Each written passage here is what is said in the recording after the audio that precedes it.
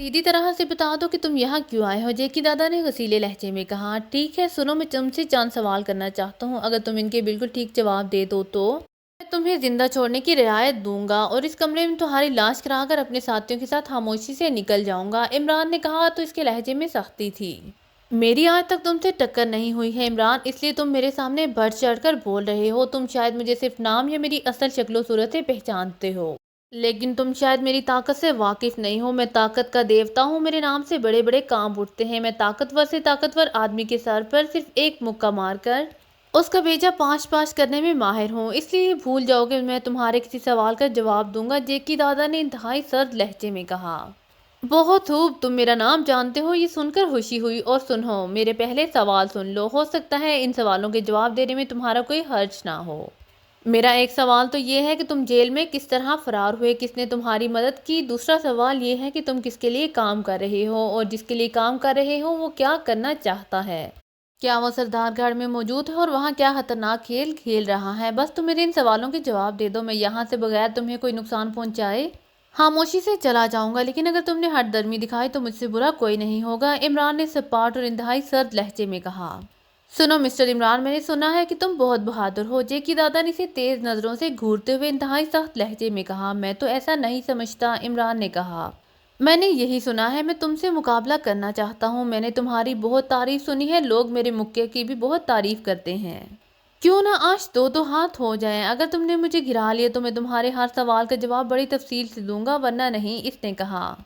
मेरे पास इन फजूल कामों के लिए वक्त नहीं है, लड़ाई भड़ाई से कोई फायदा नहीं। तुम मुजरिम हो और कानून से भागे हो, मैं तुम्हारी बात क्यों मानूं, इमरान ने मुंह बनाते हुए कहा।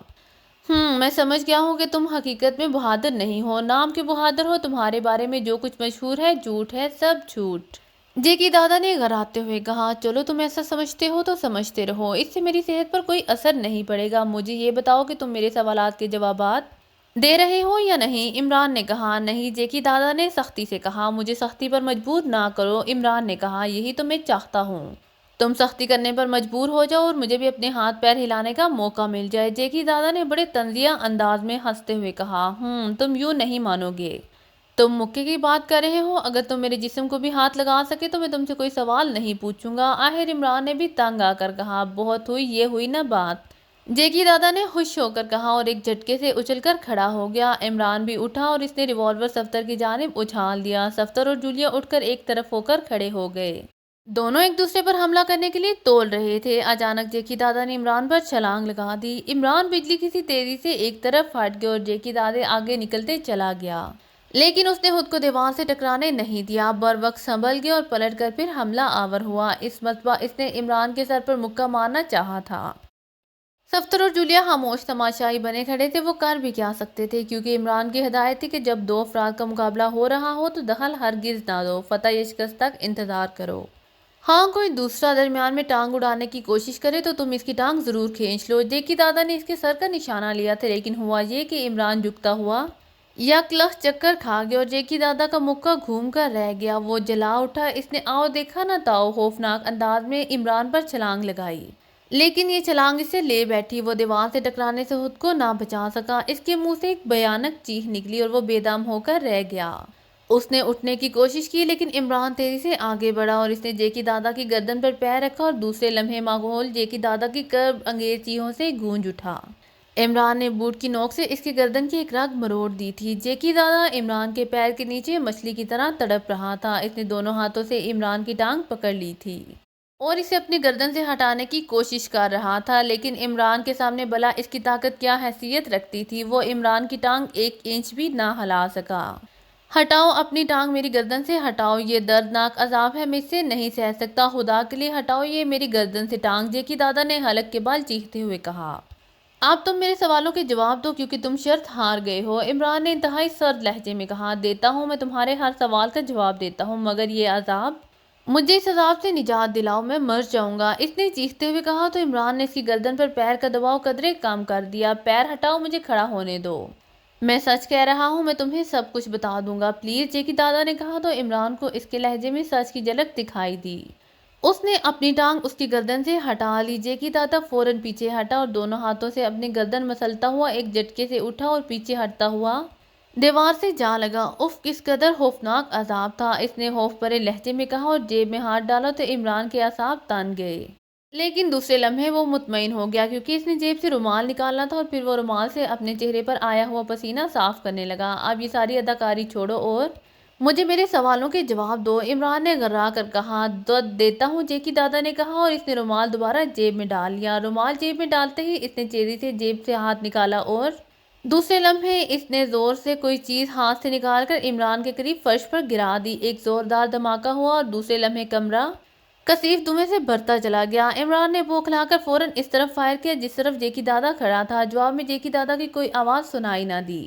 اسی لمحے عمران نے دوڑتے قدموں کی آوازیں سنی۔ عمران نے فوراً اس طرف فائرنگ کرنی شروع کر دی جس طرف سے اسے دوڑتے قدموں کی آوازیں سنائی دے رہی تھیں، لیکن لا حاصل۔ جیکی دادا اس کی سوچ سے زیادہ تیز نکلا تھا۔ اس نے موقع کا فائدہ اٹھایا تھا اور جیب میں رومال رکھنے کے بہانے جیب میں رکھا ہوا اسموک بنگ نکال کر فرش پر مار دیا تھا، جس کے پھٹتے ہی ہر طرف سیاہ دھواں پھیل گیا تھا اور اس سیاہ دھوئیں کا فائدہ اٹھا کر وہ کمرے سے بھاگ نکلا تھا۔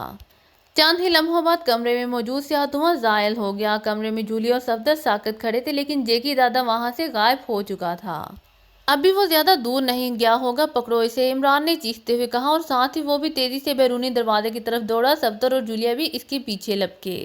وہ دوڑ کر کمرے سے نکل آئے لیکن انہیں یہ معلوم نہیں تھا کہ ہوٹل کا عقبی دروازہ کس طرف ہے۔ تم دونوں دوسرے دروازے کی طرف سے جاؤ، میں عقبی طرف سے جاتا ہوں۔ وہ یقیناً ہوٹل کے عقبی دروازے کی طرف بھاگا ہے، عمران نے ان دونوں سے کہا۔ انہیں بھاگتے دیکھ کر ہوٹل میں ٹھہرے ہوئے لوگ چونک کر انہیں دیکھنے لگے، لیکن انہیں کس کی پرواہ تھی۔ عمران کی نظر ایک ویٹر پر پڑی تو وہ اس کی طرف جھپٹا۔ عقبی دروازہ کس طرف ہے؟ عمران نے کہا۔ جی اس طرف، لیکن وہ تو بند ہوتا ہے، ویٹر نے کہا۔ عمران نے اس کی بات کی طرف کوئی توجہ نہ دی اور بھاگ کھڑا ہوا۔ صرف ایک منٹ میں وہ وہاں پہنچ گیا۔ عقبی دروازہ چوپٹ کھلا ہوا تھا اور وہ اس میں سے بھاگتا ہوا باہر نکلا لیکن ٹھٹک کر رہ گیا۔ سڑک دور دور تک سنسان تھی۔ وہ چکر کاٹ کر صدر دروازے کی طرف آئے تو صفدر، تنویر اور جولیا حیران پریشان کھڑے تھے۔ وہ نکل گیا، عمران نے ایک طویل سانس لیتے ہوئے کہا۔ ہاں، جب ہم باہر آئے تو دور دور تک کوئی ٹیکسی جاتی ہوئی نظر نہیں آئی تھی، نہ جانے وہ کس طرح غائب ہوا ہے، صفدر نے کہا۔ اور پچھلی سڑک بھی سنسان تھی، اس کا مطلب تو یہ ہے کہ وہ ہوٹل سے باہر نہیں نکلا، اچانک عمران نے کہا تو وہ چونک پڑے۔ کیا مطلب؟ جولیا نے حیرت بھرے لہجے میں کہا۔ ہاں، وہ بھی ہوٹل میں ہی ہے، اتنی جلدی وہ بھاگ کر غائب نہیں ہو سکتا تھا۔ آؤ میرے ساتھ، عمران نے کہا۔ ایک بار پھر وہ کاؤنٹر مین کے سامنے کھڑے تھے۔ تم نے اوپر سے کسی کو بھاگ کر نیچے تو نہیں آتے دیکھا؟ عمران نے پوچھا۔ جی نہیں تو، کاؤنٹر مین نے کہا۔ مینیجر کا کمرہ کون سا ہے؟ عمران نے کہا۔ ناک کی سیٹ میں چلے جائیں، سب سے آخر میں جو کمرہ آئے گا اس پر مینیجر کے نام کی تختی لگی ہوئی ہے، کاؤنٹر مین نے جواب دیتے ہوئے کہا۔ کیا تم یقین سے کہہ سکتے ہو کہ کوئی آدمی تیزی سے سیڑھیاں اچر کر نیچے نہیں آیا؟ یہ ابھی 2 منٹ پہلے کی بات ہے، عمران نے انتہائی سرد لہجے میں کہا۔ سچ بات تو یہ ہے جناب کہ میں کچھ نہیں کہہ سکتا، میں گاہکوں کی طرف متوجہ تھا، کاؤنٹر مین نے بتایا۔ اوکے، عمران نے کہا اور مینیجر کے کمرے کی طرف چل پڑا۔ دروازے کے سامنے پہنچ کر اس نے انگلی کا ہک بنا کر دروازے پر دستک دی۔ کون ہے؟ میں آرام کر رہا ہوں، اندر سے آواز آئی۔ آرام کا وقت ختم ہو گیا، مجرموں کو پناہ دینے والے بھی مجرم ہوتے ہیں اور انہیں گرفتار کر لیا جاتا ہے، عمران نے تیز اور انتہائی سخت لہجے میں کہا۔ کیا مطلب؟ اندر سے تیز آواز سنائی دی، پھر کسی کے دروازے کی طرف آنے کی چاپ ہوئی اور دروازہ کھل گیا۔ ارے باپ رے عمران صاحب، آپ اور یہاں، مینیجر نے بوکھلا کر کہا۔ او تو تم ہو اس ہوٹل کے مینیجر رئیس کرمانی، میں نے تو تمہیں پہچان لیا ہے، تم نے آج سے 10 سال پہلے ایک بینک میں ڈاکہ ڈالا تھا اور پھر غائب ہو گئے، اب تم بچ نہیں سکتے، لیکن پہلے یہ بتاؤ کہ تم نے جیکی دادا کو کہاں چھپایا ہے؟ عمران نے کہا۔ ارے یہ آپ کیا کہہ رہے ہیں، جیکی دادا تو، رئیس کرمانی نے حیران ہو کر کہا، جیل میں ہے، تم یہی کہنا چاہتے ہو نا، لیکن ادھر ادھر کی ہانکنے کی ضرورت نہیں، وہ مجھے جال دے کر بھاگا ہے، وہ نہ تو ہوٹل کے مین گیٹ سے باہر گیا ہے اور نہ بھی راستے سے، اور مجھے یقین ہے کہ وہ ابھی تک کسی ہوٹل میں ہے، اور میرا یقین اس حد تک ہے کہ وہ اس وقت کسی اور کمرے میں نہیں بلکہ تمہارے کمرے میں موجود ہے، عمران نے تیز تیز بولتے ہوئے کہا۔ او نہیں عمران صاحب، آپ کو یقیناً بہت بڑی غلط فہمی ہوئی ہے، وہ میرے کمرے میں نہیں ہے، رئیس کرمانی نے کہا۔ تو ہمیں اندر آنے دو، ہم ایک بار خود تمہارا آفس دیکھنا چاہتے ہیں، عمران نے اسی انداز میں کہا۔ ٹھیک ہے، مجھے کوئی اعتراض نہیں ہے، رئیس کرمانی نے اطمینان بھرے لہجے میں کہا اور ان کے اندر آنے کے لیے راستہ چھوڑ دیا۔ عمران اور اس کے ساتھی تیزی سے اس آفس میں داخل ہوئے۔ ان کے اندر آتے ہی رئیس کرمانی تیزی سے کمرے سے باہر نکلا اور اس سے پہلے کہ وہ کچھ کرتے، رئیس کرمانی نے باہر جاتے ہی دروازہ بند کیا اور دوسرے لمحے انہیں باہر سے دروازے پر لاک لگنے کی آواز سنائی دی۔ وہ تیزی سے پلٹے لیکن لا حاصل، دروازہ لاکڈ ہو چکا تھا۔ रईस करमानी की हरकत पर एक लम्हे के लिए वो साकत खड़े रह गए। इन्हें मुसलसल चोट पर चोट हो रही थी। मुजरिम इन्हें जाल देकर भागने में कामयाब हो गया था। वो होटल के मैनेजर से जेकी दादा के बारे में मालूम करने आए थे, लेकिन होटल के मैनेजर को देखकर इमरान हैरान रह गया, क्योंकि वो भी एक बहुत बड़ा बदमाश था और इसका नाम रईस करमानी था। अब रईस करमानी जो कि जाना पहचाना जा चुका था, इसलिए वो इन्हें कमरे में बांध करके भाग निकला था और वो कमरे में अहमकों की तरह खड़े रह गए। और फिर जैसे ही इन्हें होश आया, तनवीर बिजली की सी तेजी से दरवाजे की तरफ झपटा और दरवाजा जोर शोर से धड़धड़ाने लगा। सफ्तर भी आगे बढ़कर दरवाजे पर हाथ मारने लगा। थोड़ी देर बाद कमरे के दरवाजे का लॉक खुलने की आवाज सुनाई दी और फिर दरवाजा खुल गया। वहां खड़े दो आदमी इन्हें हैरत भरी नजरों से देख रहे थे। इनमें काउंटर मैन भी था, जिसे तनवीर ने कवर किया हुआ था। इन दोनों के चेहरों पर शदीद हैरत के तासुरात दिखाई दे रहे थे। इसके साथ दूसरा आदमी एक वेटर था। ये सब क्या मामला है साहब, कहाँ है? मेरी समझ में तो कुछ नहीं आया, काउंटर मैन ने हैरत ज़दा लहजे में कहा। इसका अंदाज ऐसा था जैसे वो वाकई सारे वाक़े से कतई ला इल्म हो और इसकी यह ला इल्मी हकीकती थी। मैनेजर रईस करमानी कहाँ है? इमरान ने तेज लहजे में कहा। मैं नहीं जानता, आप इन्हीं से मिलने इधर आए थे, फिर वो क्या आपको कमरे में नहीं मिले? ये तो शरीफुद्दीन इधर से गुजर रहा था कि इसने मुझे आकर बताया कि मैनेजर साहब के कमरे से कोई दरवाजा धड़धड़ा रहा है, तो मैं दूसरी चाबी लेकर यहाँ आ गया। काउंटर मैन ने हैरत ज़दा लहजे में पूछा। हमें इस ऑफिस में तुम्हारे मैनेजर ने ही बंद किया था, इमरान ने मुस्कुरा कर कहा। क्या मतलब? वो चौंका। हाँ, यही सच है। जब हम इस कमरे में दाखिल होकर आगे बढ़े तो पीछे से मैनेजर साहब कमरे से बाहर निकल गए और बाहर निकलते ही उन्होंने बाहर से लॉक किया और यहाँ से निकल गए। अब तुम बताओ कि वो कहाँ है? इमरान ने पूछा। मैं नहीं जानता कि वो कहाँ है, लेकिन उन्होंने ऐसा क्यों किया? और आप यकीन करें, मैंने तो इन्हें होटल से बाहर निकलते भी नहीं देखा। अलबत्ता अगर वो पिछले दरवाजे से निकल गए हों तो मैं कुछ नहीं कह सकता, काउंटर मैन ने कहा। ठीक है, कोई बात नहीं। अगर तुम कुछ नहीं जानते तो फिर हमें तुमसे कुछ पूछने की ज़रूरत भी नहीं है। तुम सिर्फ ये बता दो कि ये रईस करमानी क्या इसी होटल का मैनेजर ही है या इस होटल का मालिक भी यही है? इमरान ने पूछा। नहीं, वो सिर्फ मैनेजर है, काउंटर मैन ने जवाब दिया। तो फिर इस होटल का मालिक कौन है? इमरान ने पूछा। इस होटल के मालिक सेठ काशिफ साहब है जनाब, और इनका पूरा नाम सेठ काशिफ मिर्जा है, काउंटर मैन ने जवाब दिया। सेठ काशिफ मिर्जा वो कहाँ मिल सकेंगे? इमरान ने कहा। वो इस होटल की 5वीं मंजिल के 540 नंबर कमरे में रहते हैं और आपको वहीं मिलेंगे, काउंटर मैन ने कहा। बहुत बहुत शुक्रिया, इमरान ने कहा। क्या आप उनसे मिलना चाहते हैं? इसने पूछा। हाँ, इमरान ने जवाब दिया। तो फिर मैं इन्हें इत्तला दे देता हूँ, काउंटर मैन ने संजीदगी से कहा। ठीक है, देते रहो इत्तला, हम चलते हैं, इमरान ने कहा। एक बार वो फिर सीढ़ियाँ चढ़ रहे थे। ये चक्कर मेरी समझ में नहीं आ रहा, आखिर ये हो क्या रहा है? ये मुजरिम इस कदर आसानी से किस तरह फरार हो रहे हैं? सफ्तर ने कहा। इस पर तो बाद में गौर करेंगे। पहला मसला तो ये है कि जेकी दादा अचानक कहाँ गायब हो गया और रईस करमानी कहाँ चला गया है? ये होटल है या मुजरिमों का अखाड़ा? जूलिया ने मुंह बनाते हुए कहा। वाह, अच्छा नाम है, इमरान ने खुश होकर कहा।